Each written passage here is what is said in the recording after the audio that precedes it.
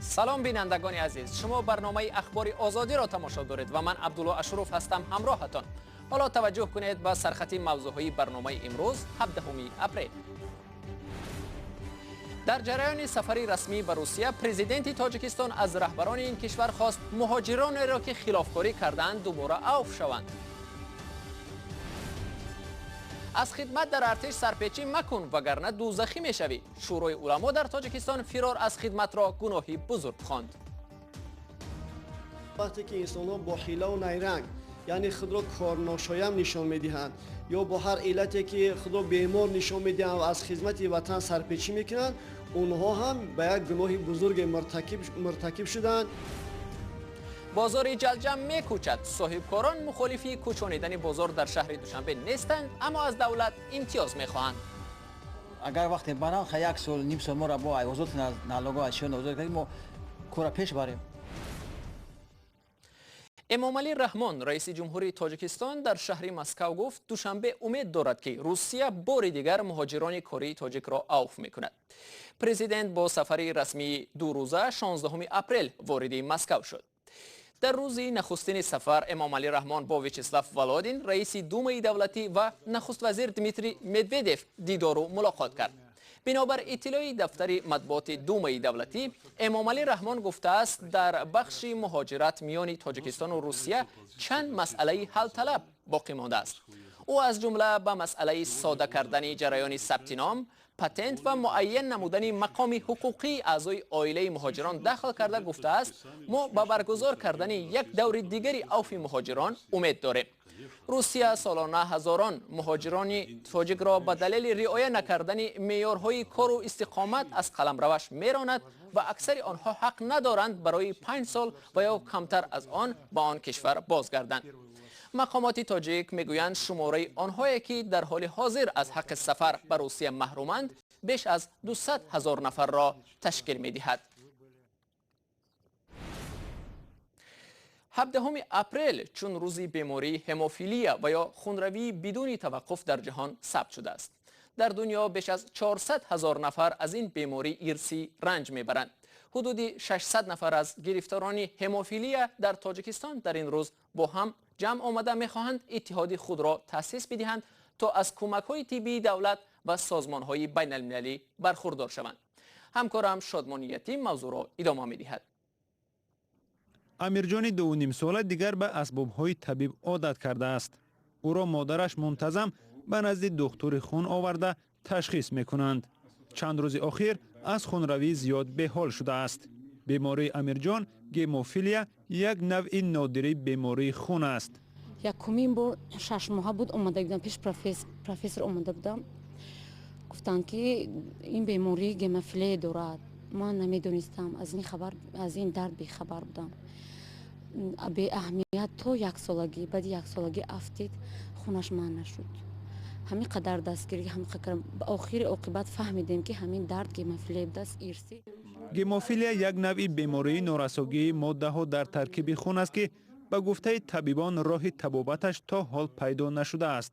در تاجیکستان رسما بیش از 600 نفر به این بیماری ثبت شده است.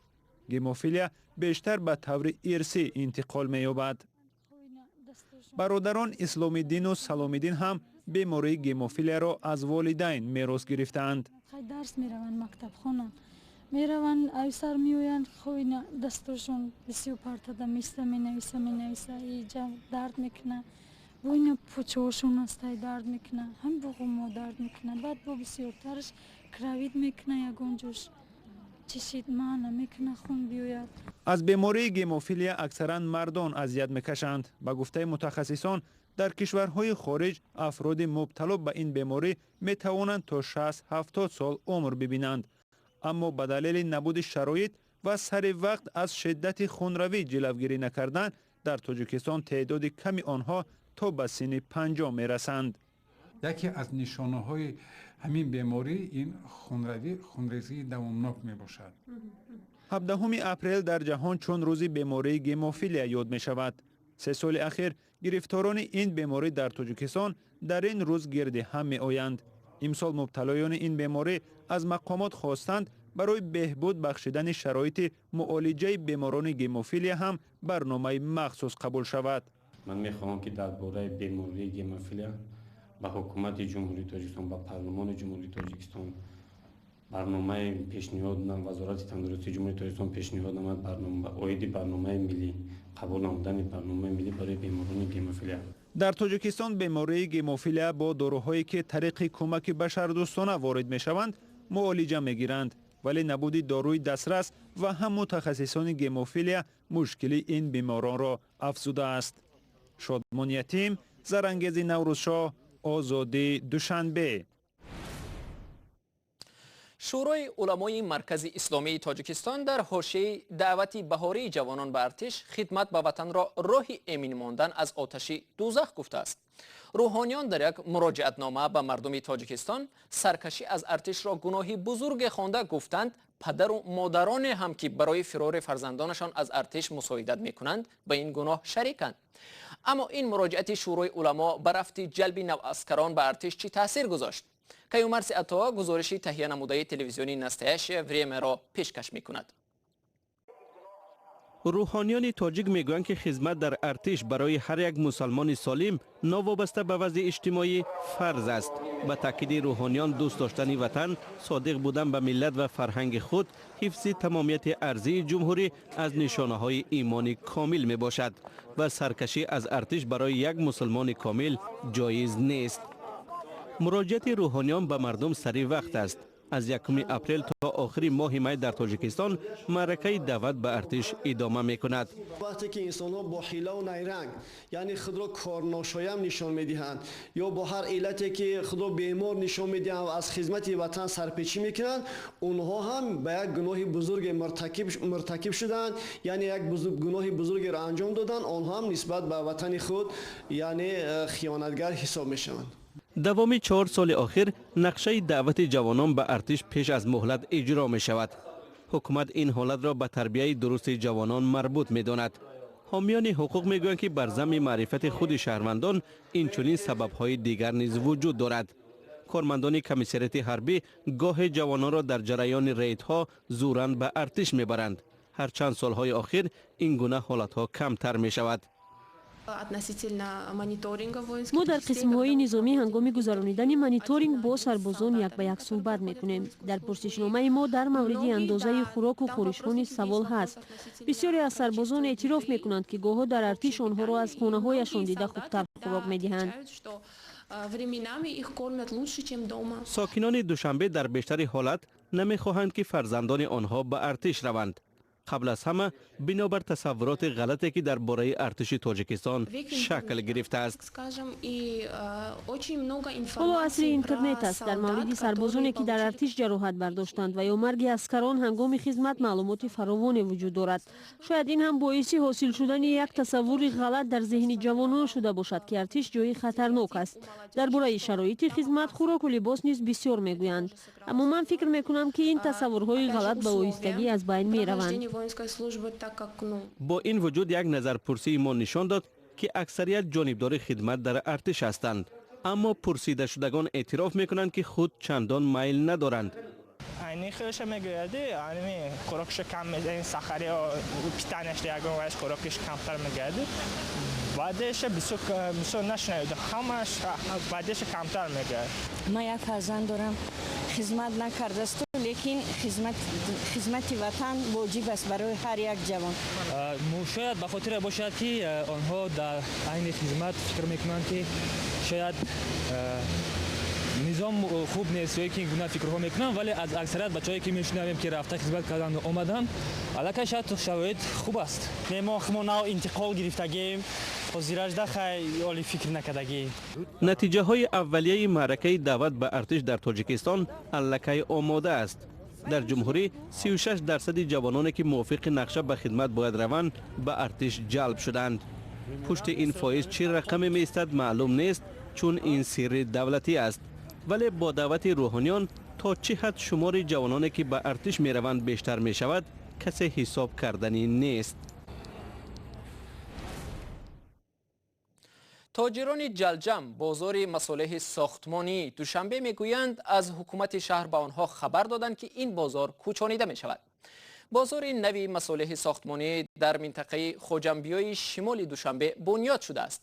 تاجران جلجم دستور گرفتند که در این بازار نو برای خود دکان خریداری کنند. اما صاحبکاران میگویند اگر هنگام کوچانیدن بازار به آنها در پرداخت انداز سبوکی دادن نشود، حال آنها تباه خواهد شد. زرانگیزی نوروز شاه موضوع را ادامه می‌دهد. بختیار آدینایف را که 4 سال باز در بازار جلجم شهری دوشنبه فعالیت دارد خبری کوچانیدن بازار ناراحت کرده است. میگوید صاحبکاری خود را با قرض پیش میبرد و در صورتی از نو خریدن نقطه سودا در جای دیگر به مشکل مالی مواجه می شود. اگر وقتی بران 1 سال نیم سال ما را با ایوازات نالوگا اشیاء نوزاد کردیم و کورا پیش بریم. بختیار و صاحبکاران دیگری بازار مصالح ساختمانی جلجم را مقامات آگاه کردند که این بازار بسته می شود و صاحبکاران پیشنهاد کردند از بازار نو که در قسمت شمال دوشنبه در محله خوجنبی و ساختمانش ادامه دارد نقطه های سودا بگیرند. در نظر است بازار جلجم و همین مکان واقع در کناره شهر محله خوجنبی و کوچانیده شود. حالا این بنا به پررگی آماده نیست و گفته می شود احتمال تا ماه سپتامبر به استفاده داده شود. برخی از صاحبکاران بازار جلجم هم میگویند الکی در این بنا نقطه های خود را خریدند. ما در ترزه پلاستیک سودا میکنیم. ما خواهیم شهر شود 100% اونجا به همه چی محفوظ شد. گفتن اومدن آگاه کردن که ما خیلی خیلی مغازینتون سوزه چه شرط نه خیلی میشه. ما گفتن 100% همش قبول میشه. چیزی که هست خیلی شرط شده مهیا. الکی جا گرفتیم. بله ما جا گرفتگی هستیم. خیلی که بود میبینیم آینده چی میشه. اما اکثر صاحبکاران بازار مصالح ساختمانی جلجم به این باورند که کوچ دادن بازار به یک کناره شهر به کار و تجارت آنها به تاثیر نمیماند. در جای دیگر به راه ماندن تجارت و پیدا کردن مشتری به گفته آنها وقت زیاد می‌خواهد. خریدار در مشکل می‌شود. خریدار در میگم که خریدار برای یک مصالحی که ارزان است، مقصد که قیمت 50 سوم دارد، 100 سوم دارد، مجبور میشود که 100 سوم دیگه راه کرا کند و به خونش بیارد. بله مردم خیلی بانک قرض دارن. مثلا مردم خیلی اینجا کلینتو که هستن پاسنتو یا مدت کلین اوجا پیدا میشه که خیلی مثلا ما عقیب میزنیم به همین خاطر.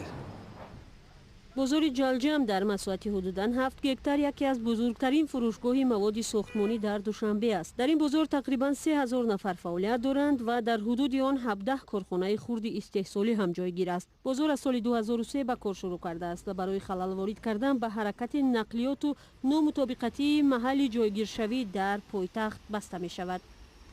در دوشنبه در دوام 10 سال اخیر تصمیمی برداشته شدن چندین بازار از جمله شاه منصور، برکت و دیگرها به اجرای نقشه کل نوسازی سیمای شهری دوشنبه ربط داده شد. تصمیم تخریب بازارها و جای دیگر کوچانیدن آن در اکثر حالت به جنجال و ناراضگی تاجران انجام یافته است.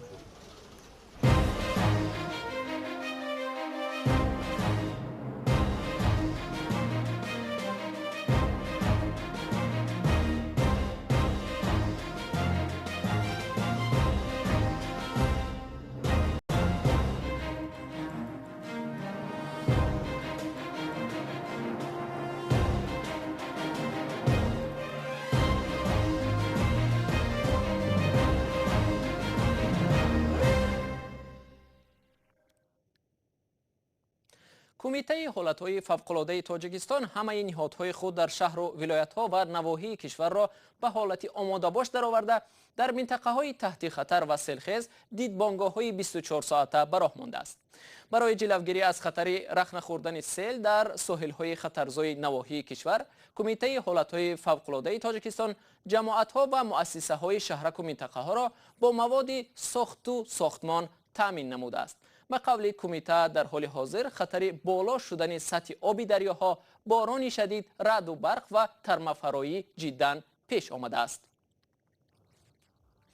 با این مطلب برنامه امروز را انجام می‌دهیم. شما تا نشر نوبتی برنامه خبر امکان دارید فردا صبح بر وقت نوید بامدادی را تماشا کنید. در این برابر آزادی ویدیو کانال ما در یوتیوب نوار گزارش‌های جالب دارد. تا برنامه‌های بعدی خدا حافظی هر یکی شما.